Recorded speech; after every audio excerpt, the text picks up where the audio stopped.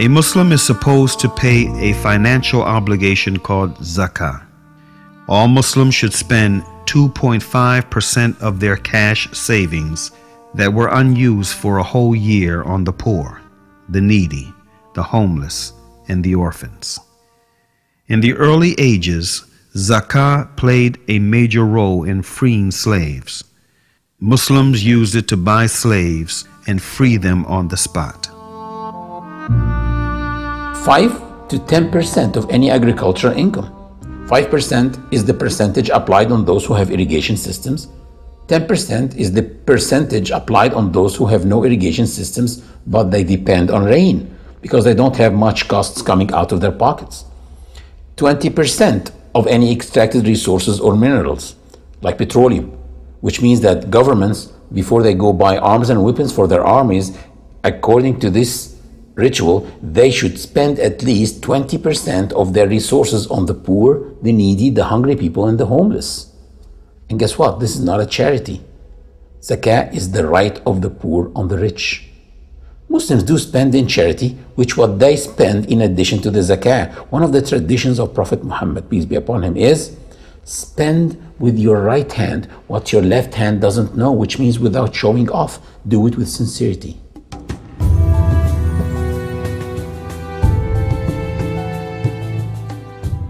Muslims fast the month of Ramadan, which is the 9th month in the lunar calendar. In Ramadan, Muslims do not eat, drink, nor engage in any sexual activity from dawn till sunset. At dawn, one controls himself from approaching the lawful, eating, drinking, or any sexual activity with his wife. At sunset, he can practice any of that again, and this happens 30 times. At dawn, one controls himself. By sunset, he can practice any of that again. And next day, control. Practice, control, practice. Do you see what I'm doing? Looks like a workout. After 30 days, one becomes behind the wheel, driving this body, not his body driving him. He becomes in control of his stomach and his sexual organs. Fasting is a ritual of worship that enhances your patience and perseverance through the discipline. Allah said in the Quran about fasting, O you who believe, fasting has been prescribed on you as it was prescribed on those before you, that you might guard yourselves.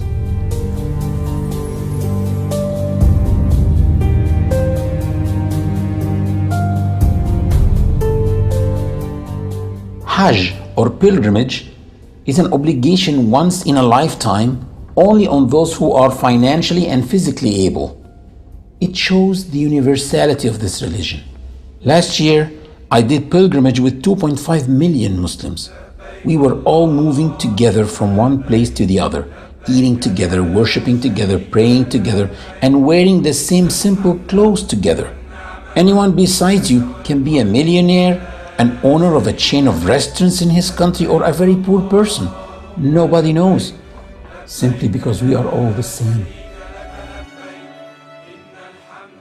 Hajj has changed the lives of so many people, like Malcolm X, who struggled for the rights of blacks in the United States and suffered from discrimination and racism, which in turn led him to have a negative perception of white people.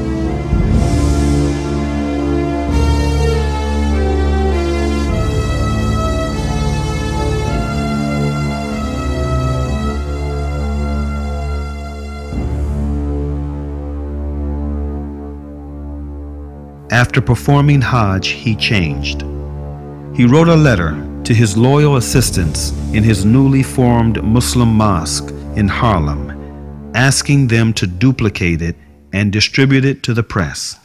He wrote, "In pilgrimage, during the past 11 days here in the Muslim world, I have eaten from the same plate and drank from the same glass with fellow Muslims whose skin is the whitest of white. Their eyes are the bluest of blue, their hair is the blondest of blonde, and in their actions, and in their words, and in their deeds, I felt the same sincerity of the black people of Nigeria, Sudan, and Ghana."